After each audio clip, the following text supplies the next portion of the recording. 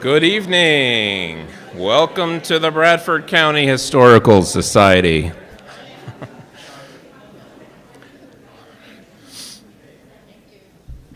It's standing room only, I think, so I'll yell into the mic this evening. Thank you for coming this evening. This is our monthly programming series, Friday Night at the Museum. And just a few announcements before we begin. First of all, if you missed our donation box out there, this Friday night programming is made possible by donations.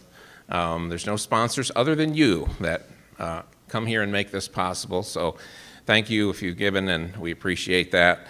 Also, if you're not a member, we encourage you to become a member. If you haven't seen our Settler magazine in a long time, it's a lot different than it used to be. It's full-color, glossy magazine, and you get that 4 times a year when you're a member, and has both local history and news about what's going on here.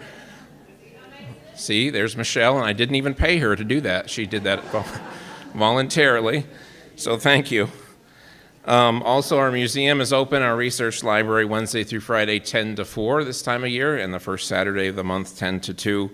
So you can come out, Tom, out here in the gift shop, can give you a tour, and you can also schedule that as well. So take advantage of that. There are many other Patterson Screen Company related items scattered throughout our museum as well. So if you don't get to look around tonight, I encourage you to come back sometime and take a look. There's a lot of interesting things around. We pulled some things out here that Mark's got hidden. But aside from that, there are many other things we discovered that we didn't pull out, but certainly a lot there. So this evening's program is the story of the Patterson Screen Company. So it gives me great pleasure this evening to introduce friend and fellow historian Mark Lloyd. Mark comes to us after a 40-year career in academic and public history. He got his start in 1980 in the field of historic preservation as the director of the Germantown Historical Society in the Germantown section of Northwest Philadelphia. In that position, he was responsible for 6 historic house museums, a substantial collection of American decorative arts, a library, archives, and in 1983, leadership of the German-American Tricentennial. Germantown was founded in 1683, the first German settlement in the British North America.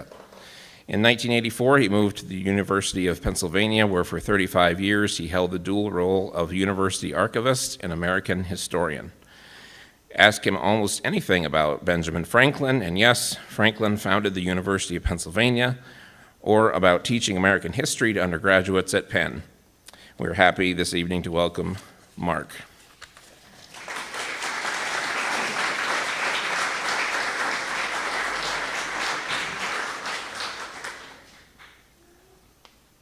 Thank you, Matt.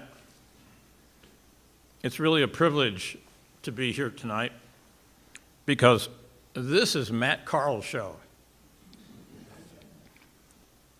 It's his brainchild years ago. He organizes these presentations. He generates the publicity for all of Bradford County.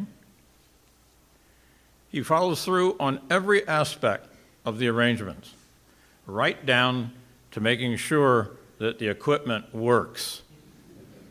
I was here late this afternoon.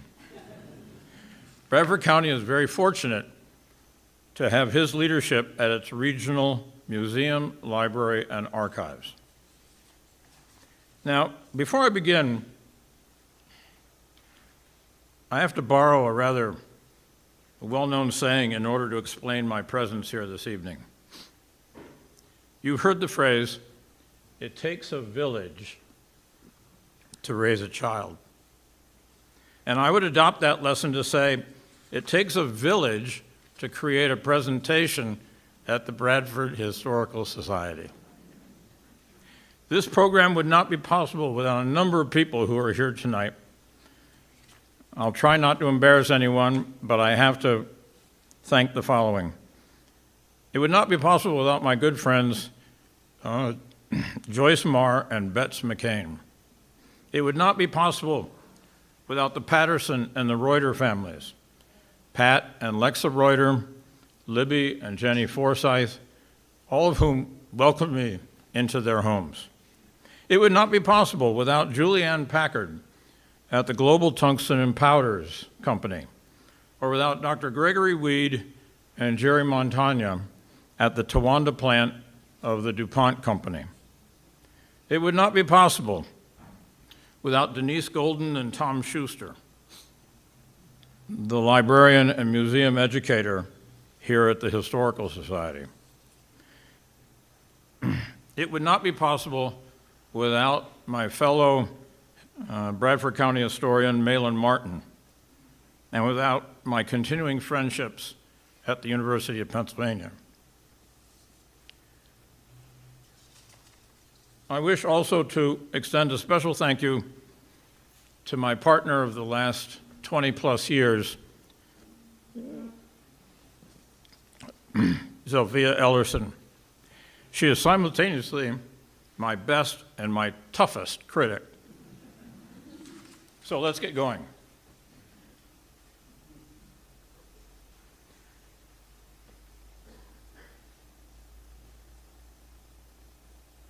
How many of you know something about credit ratings? I'll bet you everybody does. We're all concerned about our credit rating, right? And in the world of business, it's done by commercial firms, big international firms, the biggest of which is known as Dun & Bradstreet. Right here is where it started, in 1840.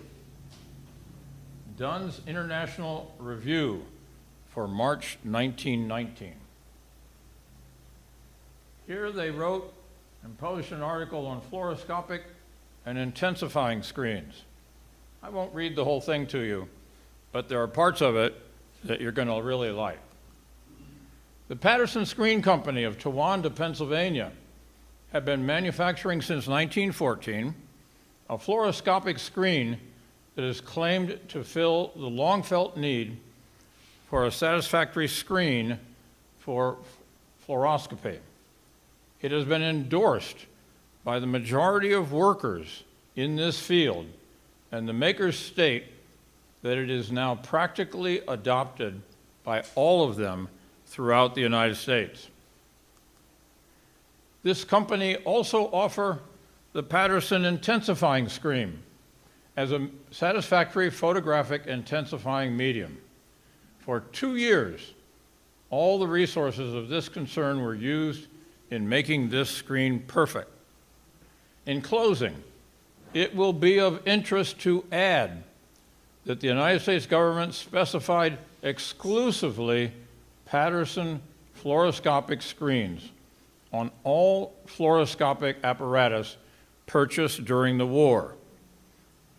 And furthermore, the government purchased the entire output of Patterson intensifying screens. What kind of credit rating do you think they got? Now here's an interesting thing. Take a look. This is June 1917. In the Annals of Surgery, which is the most prestigious scholarly journal in the United States for the specialty of surgery.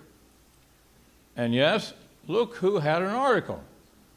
Donald Guthrie of Sayre, Pennsylvania, who wrote a short article about an improved method in appendectomy. And look down here. I'm indebted to Charles Mayo for demonstrating this method to me. He was one of the 3 Mayos, who were the founders of the Mayo Clinic, the world-famous Mayo Clinic. Now, over here, a full-page advertisement in the same issue of the Annals of Surgery. The fluoroscopic screen is a diagnostic agent for the X-ray machine, and it has come into its own since the outbreak of the war. Results back of both lines abundantly prove the superiority of the screen. It is head and shoulders above the best obtainable by the plate method. I like this. Carl Patterson and Fred Reuter, no doubt, had a professional advertising firm figure that logo out.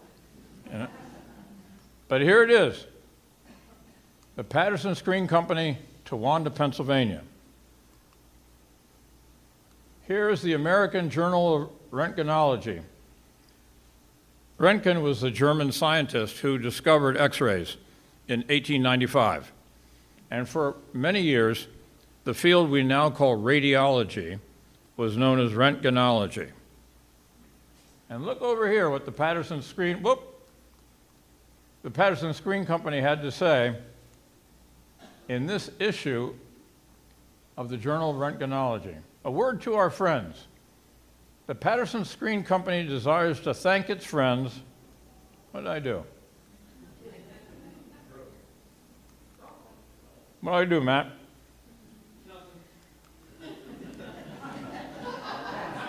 This was not planned. This was not rehearsed.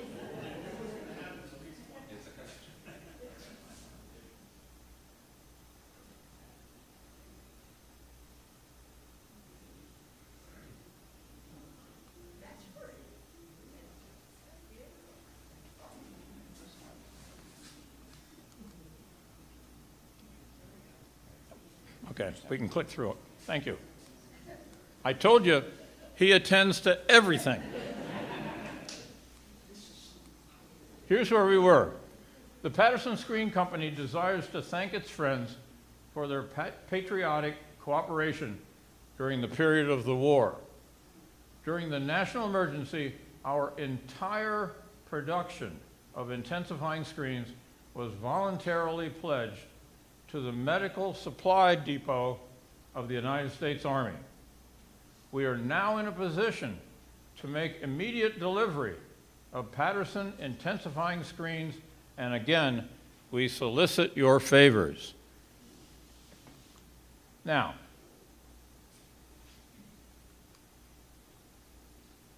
the state of Pennsylvania puts out what's called an industrial directory, in which they list every single manufacturing firm in the state. And this one was from 1919. And look over here. They listed the Patterson Screen Company. They weren't sure what to call it. Surgical appliances and artificial limbs. I thought that was pretty funny.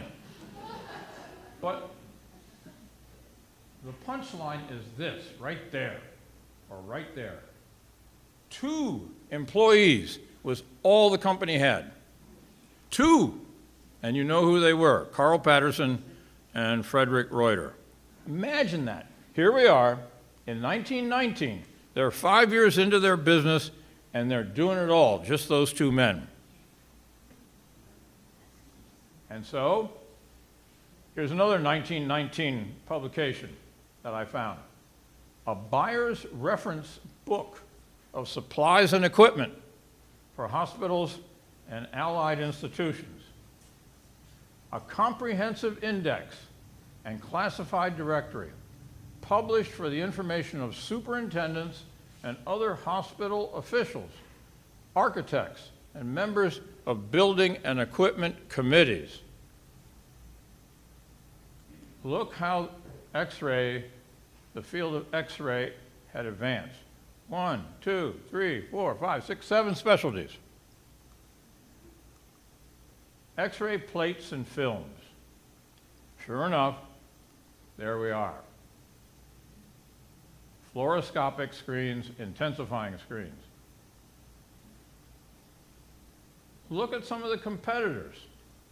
Victor Electronic Corporation. Remember, it's gone now, but Victor Radio, it's amazing.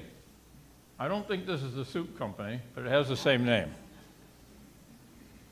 So I found myself saying, how did this happen? Where did this come from? And I started here.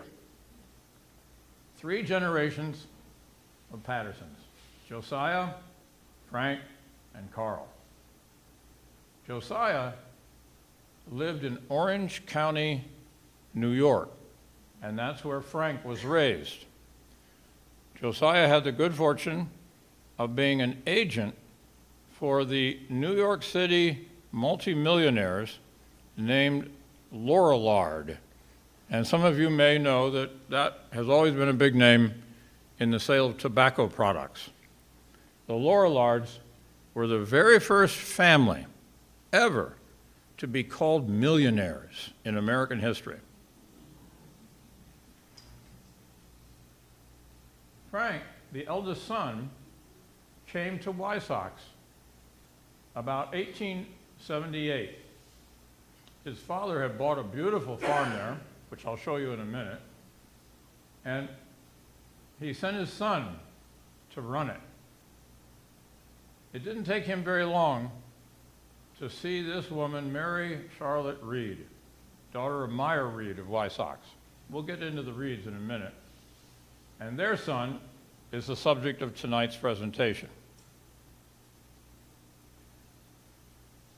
This is what the family looked like in November 1890. I like this photograph because, yep, there's Carl, the youngest Carl you'll ever see, okay? There's his father, there's his mother. This is Charles Patterson, the younger brother of Frank. And this woman holding her grandbaby was Marie Matilda Patterson from New York. There's the farm. It's still intact. Over here I list the successive owners. The farm is still owned by this Foster family. It's in the third generation now of the Foster family. It's right, if you want to find the high point of the farm, it's right at this intersection. Everybody who drives down Shores Hill Road goes past Cocopelli Lane. It's over there, right there. And look at this. You see the lines? Down the river and back. It's still the rectangle that the Pattersons owned in the 19th century. Here's the farmhouse.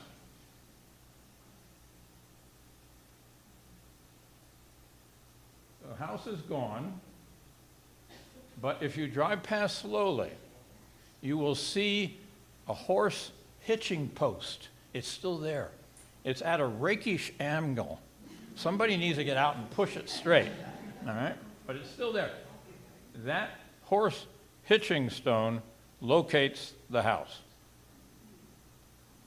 Now, let's get a little closer to that same photograph.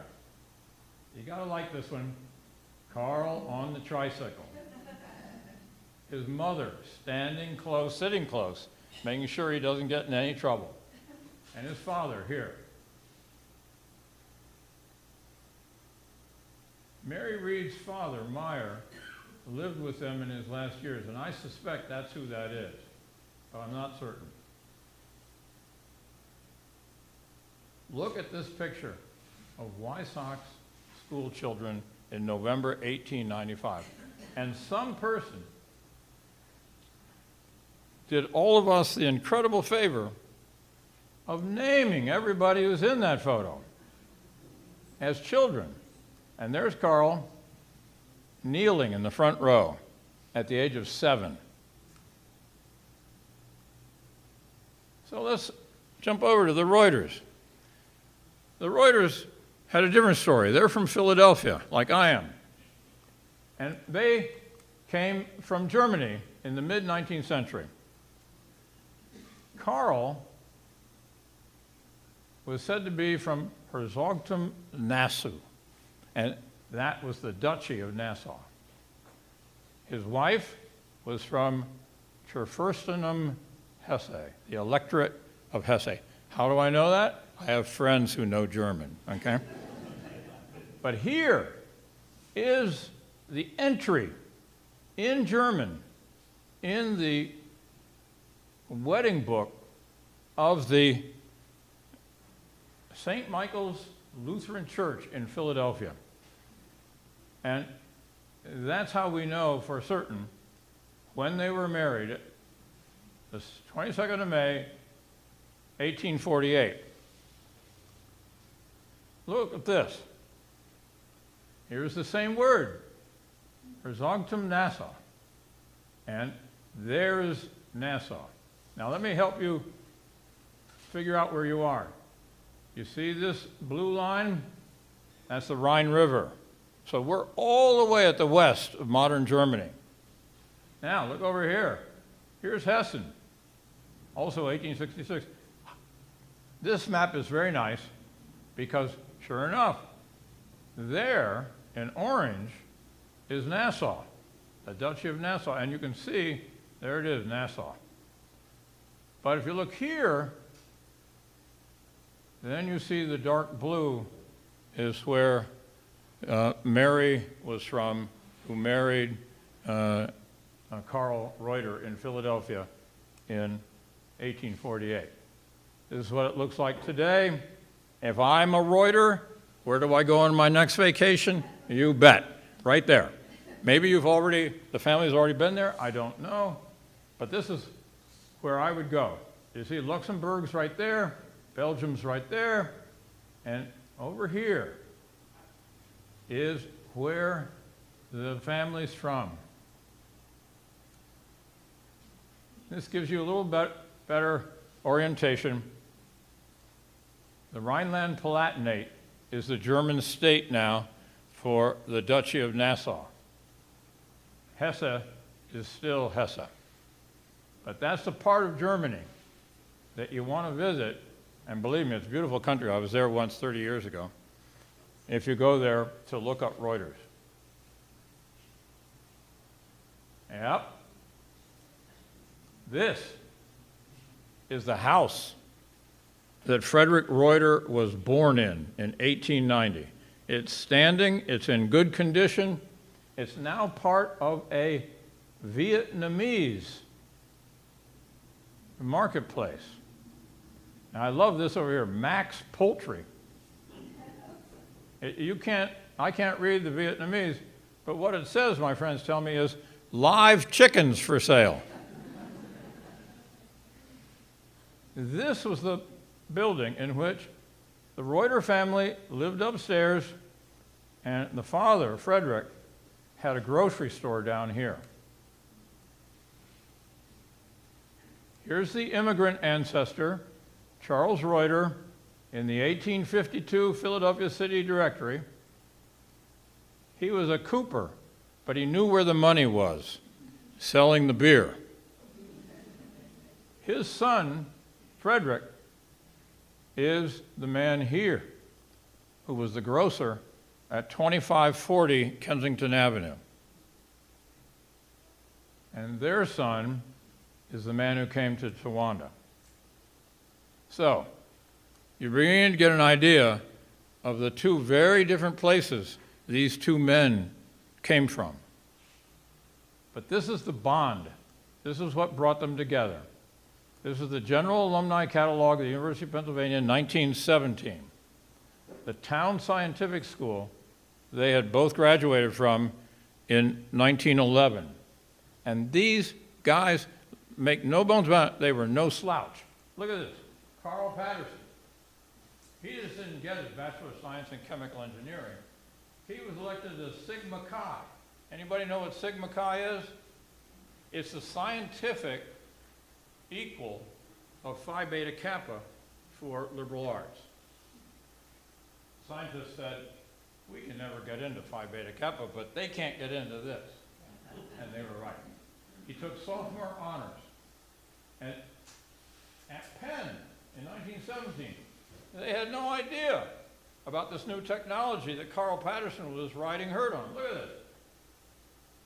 X-ray, what's that? Thyroscopic? I can't even pronounce it. They didn't get it right.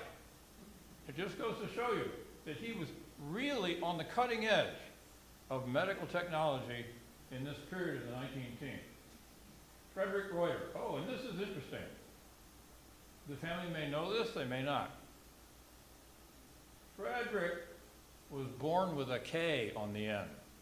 And he was always Frederic with a K on the end until he went to college. And then he said, I'm done with it. And so for the rest of his life, he was Frederic with the C. His Bachelor of Science was in mechanical engineering. But in addition, he belonged to the Zelosophic Society, and to the debating society. He prepared himself for public conversation. He prepared himself with very bright students in debating. The Philosophic Society is one of those classic old student organizations in which the students would gather once a month and they would debate on a given topic that had been put before them. In addition, Frederic Reuter was one of the founders and the editor of the town scientific journal. But both men were in the Patterson Screen Company by 1917. And this was key also. 509 Main. I couldn't figure out where that company worked at first until I saw this, 509 Main. The Pattersons, Carl Patterson in 1917, still lived in his parents' house at 10 Houston Street. Frederic Reuter lived across the street at 15. You think they spent some time together? You bet. They were very close. Now, let's go back a bit. American Journal of Röntgenology. I've already introduced you to that scientific journal. Measurements with the Coolidge tube. Look at this. November 1914. Carl Patterson is 25 years old. 25 years old. He's a kid. And yet, he is in this scientific journal competing with other national leaders in the business of fluoroscopic screens and intensifying screens. Look at this. But few measurements were made with the Patterson screen as it was received after the work on the others was completed. He was so fresh with his work that he couldn't get it up here to Professor Shearer. He was a professor of physics at Cornell, and he's the one who wrote this article. And there it is, 509 Main Street. It's still there. It's called the Carroll Block. This is one of the things I'm having to get used to about Towanda. I'm from a city. A block is from a street to a street. It's not a house. It's not a one building. But in Towanda, all up and down Main Street, they call them blocks. And they're named after whoever owned it. I would love to talk to you about John and Maria Dunn Carroll. He was an engineer at the Barclay coal fields. And his son became an engineer who designed and built railroads all over the world. China, Mexico, Persia, what is now called Iran. The son was incredible. But here was where the Patterson Screen Company got started. How do I know it was on the second floor? Look, there's the building in 1885. This is another source that I had to work a little bit to find. The Sanborn Map Publishing Company met another emerging marketplace in late 19th century America. These guys went and surveyed all the buildings all around the country and published these maps for fire insurance purposes. Oh, every insurance company in the country bought one, right? And then it was such a good thing, of course, they came out with multiple issues. But here we are, 507, 509, 511. You see that dotted line? Another dotted line? That means a wooden partition, not a brick partition. By 1911, they had built some brick in there, and the doors were 2 feet 3 inches wide. But there was still that wood partition there. And in 1927, sure enough, the wood partition is gone. That was the start of the Patterson Screen Company. Right there. Right there.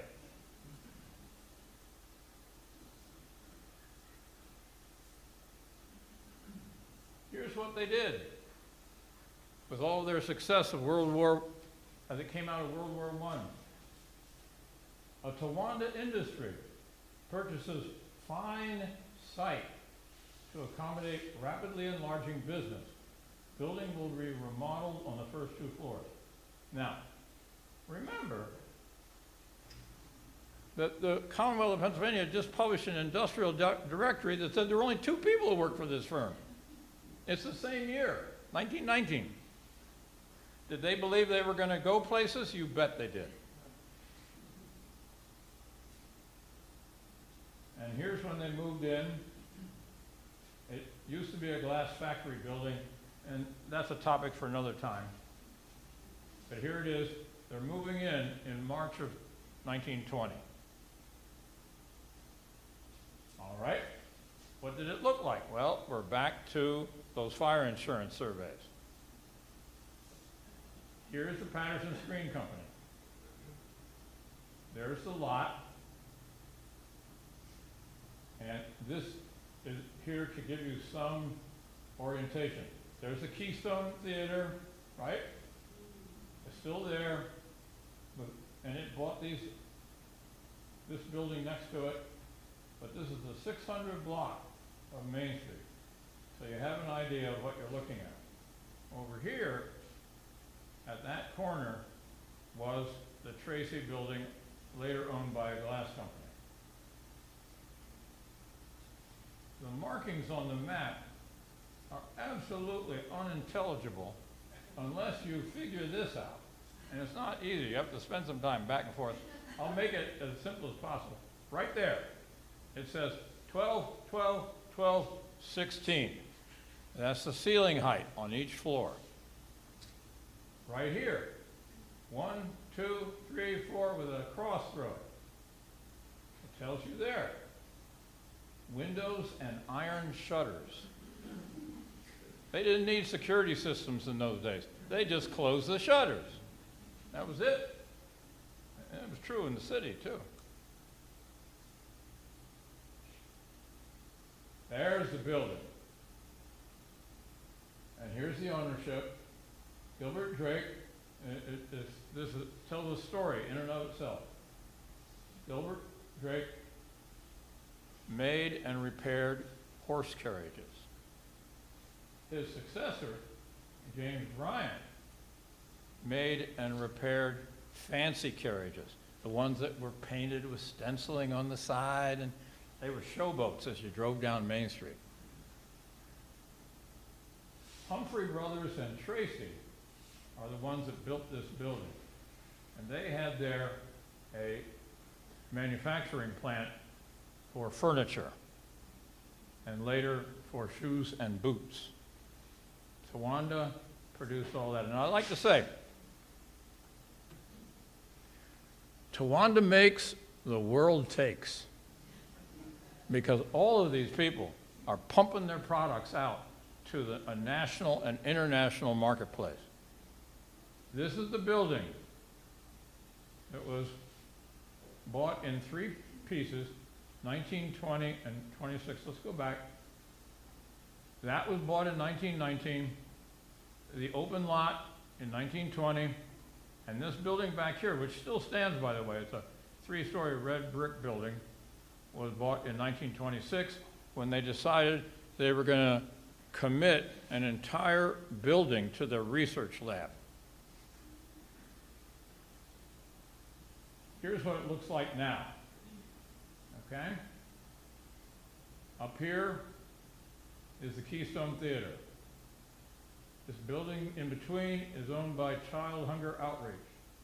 But down here is where the Patterson Screen Company did their business. And there's that narrow building I was showing you the slide before. In its most recent use, this corner lot was a Dandy's, which I think is now closed. Here we go again. The British Association, 1923.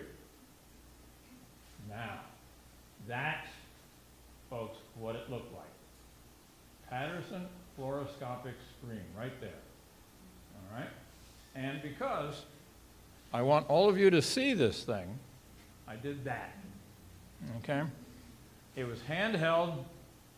The screen itself is right there. But they had a special backing. They had a wooden frame. They had a handle to hold it by. The screen had molding around it. It was a work of art. It's the kind of thing you can't buy anymore. It was all done by hand. And until 1919, these two men did it all by themselves. Their first employee was a guy named Ed Vogt. I'm told by the Forsyths that they called him Teddy Vogt. He stayed with the company as it expanded. In 1928, they're up to 12 employees. But what they had done by that time, and I wish I could talk for 3 hours, they had bought up a major competitor with the unlikely name of Threlkeld Edwards. Threlkeld-Edwards, yes, it was an English name, a hyphenated surname. But Threlkeld developed an intensifying screen that the Patterson Screen Company never said so, but I think they thought it might be as good as theirs or better, because when Threlkeld Edwards died, they bought all his patents and they bought his company. And the guy who ran the company at that time was named Stuart Borger. And he came in to the Patterson Screen Company and stayed with them, and they made him, when they incorporated in 1925, one of the 5 incorporators. Reuter, Patterson, Teddy Vogt, this guy Stuart Borger, I think, maybe it's Borger, but it doesn't matter, and one other person that Reuter and Patterson employed. 5 men incorporated it in 1925. Even so, look at that. That's all they had, 12 people running that show. Worldwide fame by this point. This is a major corporation in early 20th century America. And they ran it with 12 people.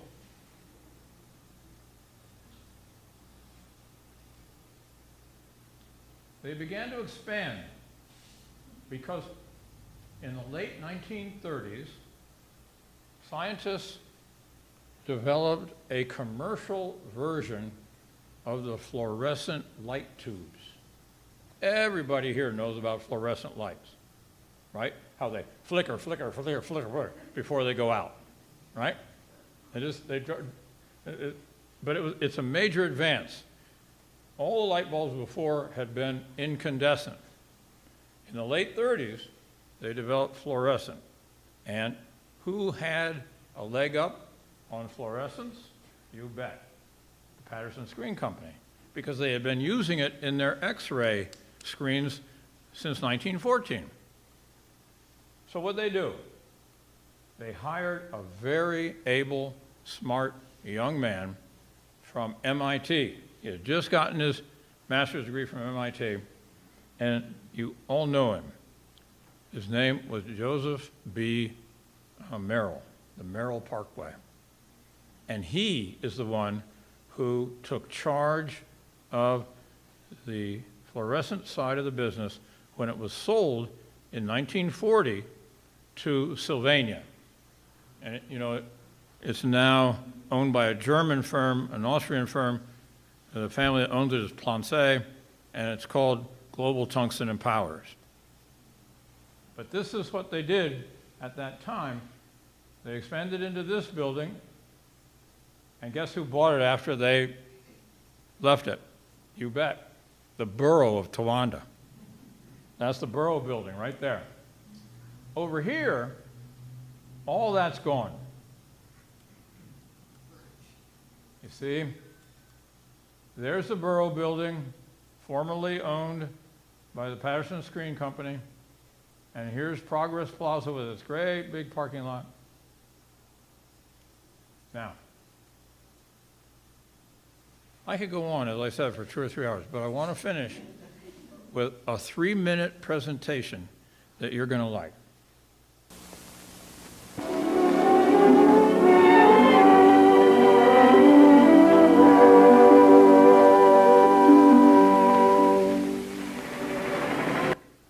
Whoa! How'd we do that?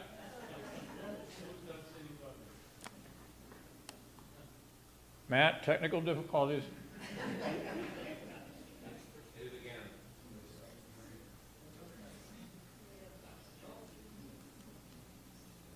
No,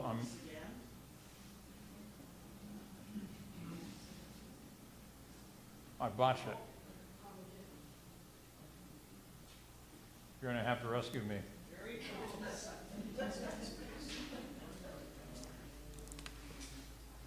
I bumped the wrong thing on this. Yes, you did.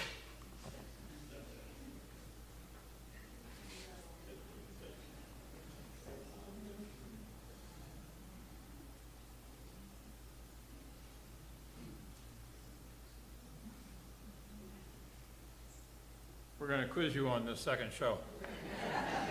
It's quick reading.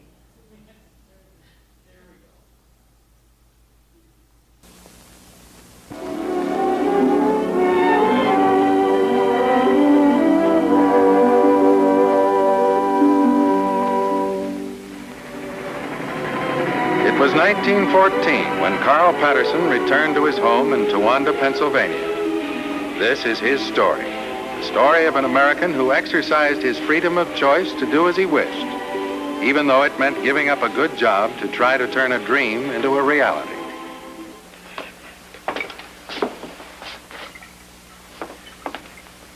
Carl, it just doesn't make sense to give up a good career in the X-ray business to work on an idea that may never pay off. Well, I've told you, Richard, doctors need a better fluoroscopic screen. Now, if I can make one that... What's wrong with the ones they have?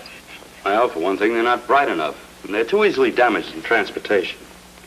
But above all, they're not dependable. They don't last. The crystals, under ordinary circumstances, go dead. Let me show you. Now, this screen's only 2 months old. Already, it's almost useless. There, now, what do you see? Well, it's your hand, all right. No, but can you see the bones clearly? No. Now, if this hand or an arm or a leg were broken, do you think a doctor could tell how badly, could see how to set it properly from looking at that? No, I guess not. Of course he couldn't. I tell you, Richard, the fluoroscope would be much more useful if a brighter, more dependable screen could be made. Doctors could diagnose injuries or internal disorders much more easily. I know you have a lot of experience in X-ray work, but you're tackling a tough problem. Maybe. A lot of others have tried and failed. Maybe I'll fail too, but I tell you, Richard, it's worth working on. Carl Patterson set to work. He was so intent in his search for a better fluoroscopic screen that he often worked far into the night. After months of research, he found a chemical that seemed to be the answer, cadmium tungstate. But the crystals were tiny and thus not bright enough. Then one day, he discovered a new method of transforming the tiny tungstate crystals into larger, brighter ones. Now, you see, Doctor, this screen is not only bright, but it'll last longer than any screen you've ever had. Well, all I can say, Patterson, is I'd like to have one of your screens right now. Well, just as soon as possible, Doctor. I expect to be in production in just a few weeks. Carl Patterson's screen was soon in use throughout the world. As a result of his work, the modern fluoroscope is a valuable instrument that helps save many lives.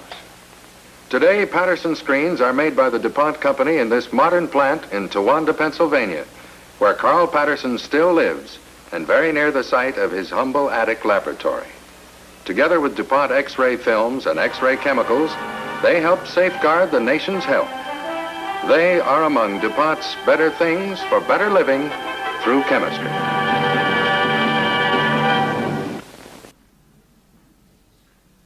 So what'd you think?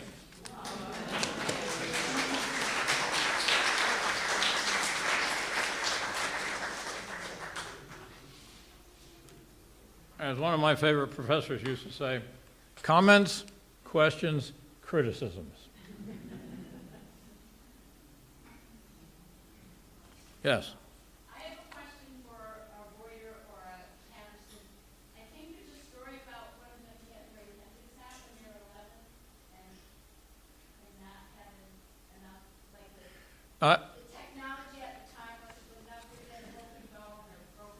I can speak to that, even though I'm not a Reuter and I'm not a Patterson.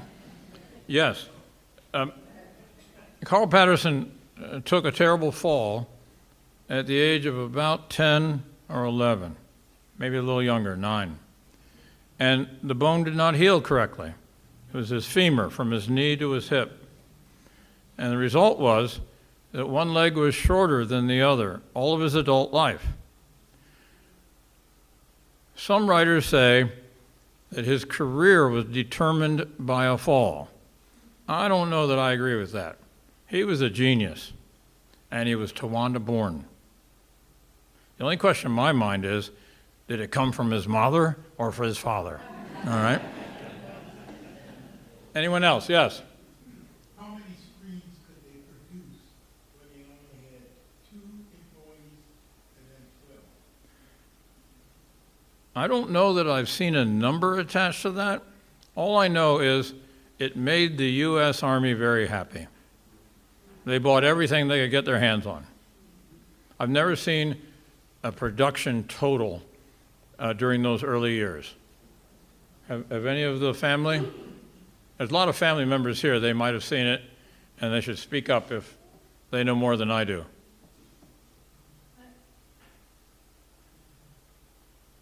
Anyone else? Yes? Where did they get the minerals to produce these screens? Oh, well, that was what he was on the front edge of.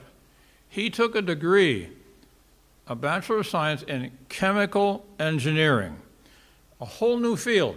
There was no chemical engineering in 1890 because the scientists had yet to develop the methods to purify specific chemical combinations. He went to school in 1907 just as that technology was being perfected. So he could buy cadmium, he could buy tungstate, he could mix them. You see, he was on the front edge of a major technology in our country's history. And that's what made him determined to do the best he could and to accomplish what he did. For me, there are 3 lessons about this tonight's show. One is called The Power of Inspiration. The second is passion for work. Every day, every week, every month. Passion. And the last is the value of legacy.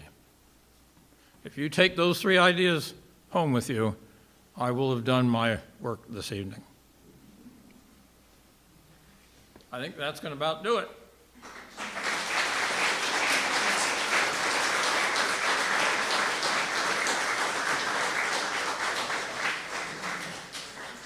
Matthew Carl, ever resourceful, said, "Oh, I've got some stuff that people will like to see." And Don Reuter, a member of the family, brought still something else. Don wrapped his in a towel so you can't see it. And I'll see if I can get that off so everybody can see it. Feel free to come up and look over these items from the museum collection.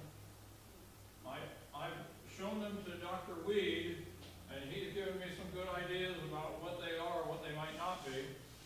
But he says that I'm going to have to find somebody who actually worked with these things. And he mentioned a name. He's going to try and track that down for me. There it is.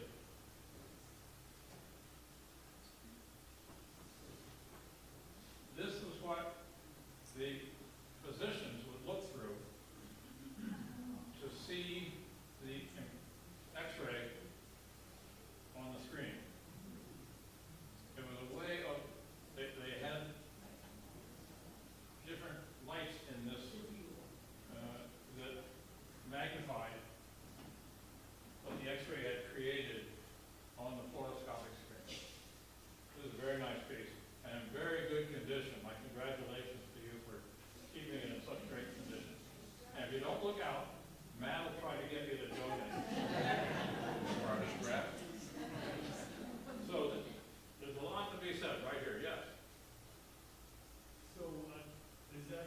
while the X-ray is being taken? Yeah, you mean this? No. The X-ray was taken on a heavy lead reinforced plate. Here, I'll show you.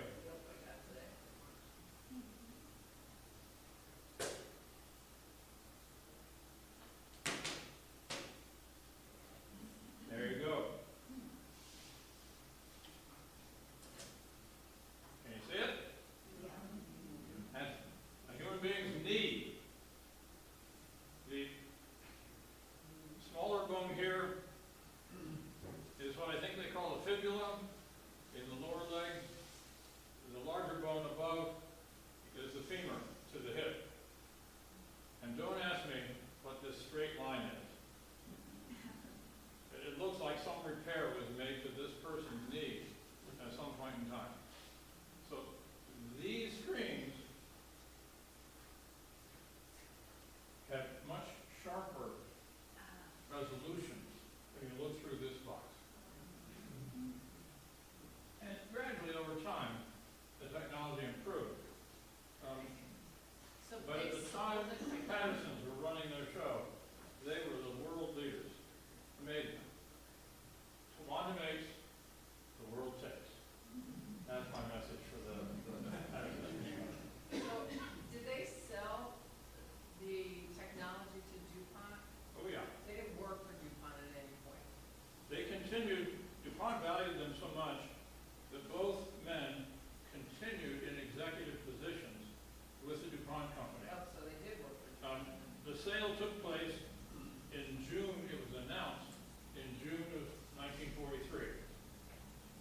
Fred Reuter retired 6 years later, Carl Patterson 7 years later. So they were running that show up there long enough to bring in people who knew what they could learn about this process. And the phosphor business that went to Sylvania Electric, they went to the same time. I don't have any Sylvania artifacts, but then I didn't ask for any. I'll bet he could find some if I asked him. But this is all just Patterson Screen. Let me ask, how many people here work at DuPont and made these screens? Say that again? I'm the only one. I helped make those screens. Oh, so you're our expert tonight. You want to take the podium and explain for what you know? You know, like any manufacturer, what you do, now, of course, they run them on rolls and they put them, and all these coatings are put on laminate, and you have machines that actually check out the lid and make sure that there's no blemishes in there, so that you don't have a break where, or especially mammograms were the big thing when I was, and you don't have blemish on there to show the cancer or whatever. The advances in radiology are amazing. They are, and now you Absolutely don't amazing. use it, you don't use that for screen anymore. It is all. Thank you all for coming out tonight.